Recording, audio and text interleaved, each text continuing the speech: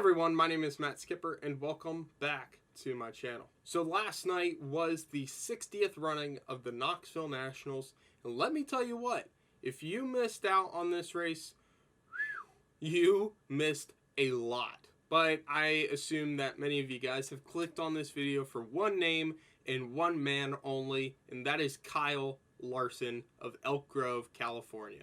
Young Money won the Knoxville Nationals last night, taking home over $150,000, adding on to the $1,000 that he led. Well, if you led a lap in last night's A main, you got $1,000. So I believe he left the place with $176,000. And honestly, with how well he ran last night, it was well earned. And it really was coming for him. It was a matter of what year was it going to be? When is Kyle Larson going to win it? And if there was any year for him to win it, it had to be this year. Especially with how dominant he's been, not only in the dirt when he runs, he won the King's Royal this year, but also in Cup. I believe he has 5 wins at the time of recording this video. Today is the Brickyard 400. Well, actually, I don't even think it's called the Brickyard 400 because they're doing it on the road course.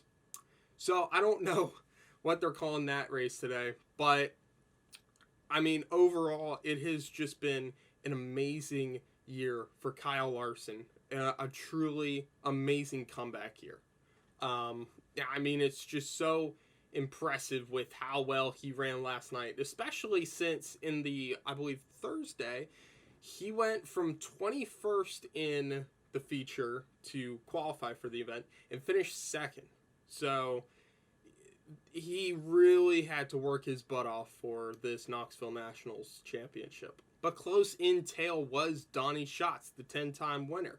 He almost, very, very closely could have won his 11th Knoxville Nationals, but it just wasn't meant to be last night. And it was an awesome battle between Larson and Donnie Schatz for that win.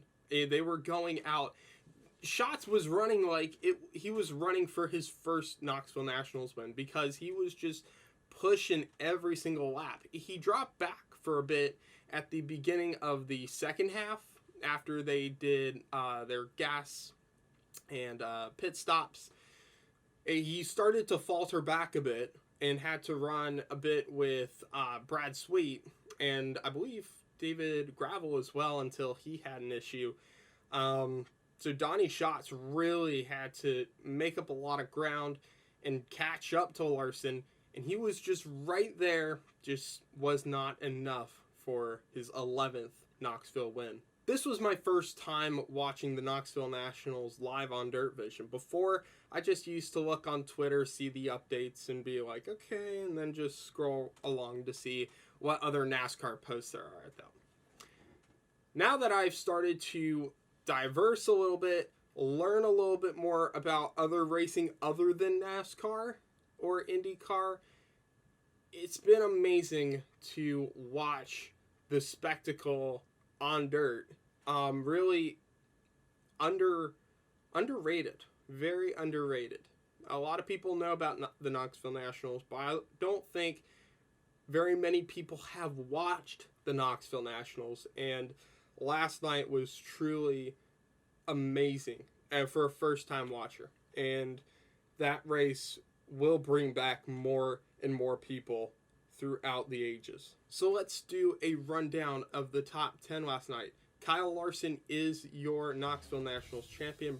Donnie Schatz second. Brad Sweet third. Gio Scelzi, the 19-year-old from the pole, finishes fourth. And I believe I'm about a couple months younger than him. So I'm a little bit jealous that he's doing so well. But it was amazing to see Gio really hold his own. It wasn't a fluke pole. He really earned it. I mean, well-deserved top 5. Fifth was Logan Schuchart, who really had to make his way up. I think if there was going to be a caution, he would have competed with Schatz and Larson for the Knoxville Nationals title. Again, just wasn't meant to be. 6th being Brent Marks. 7th was James McFadden. 8th, Casey Kane, who had to fill in for Aaron Reitzel after a cheating scandal, and Reitzel having to be suspended for 30 days. So Casey Kane as a fill-in driver, even though he was supposed to drive his own car, and going for Roth Motorsports, really put on a great show for that team and a good result for the future. 9th, Carson Macedo, who had to get in through the B main. And 10th, the Hard Charger Award went to Sheldon Haudenschild after an amazing final transfer battle between him and Spencer Baston. That might have been the closest finish I've ever seen in dirt car racing or sprint car racing. I bet there have been closer, but holy crap, that might have been the MVP move of the year for Sheldon Haudenschild to get into the A main. He really left it all out on the table. It might have been that lightning paint scheme that he was running, but man, Sheldon really had to earn it, and it was well worth it to watch, and a lot of fun to watch. So with that, the Knoxville Nationals is in the books. So we have no more off weekends until Charlotte, and I will keep you guys updated on all the big events going on, along with more dirt racing content or just all motorsports content in general. Hope you guys enjoyed this video.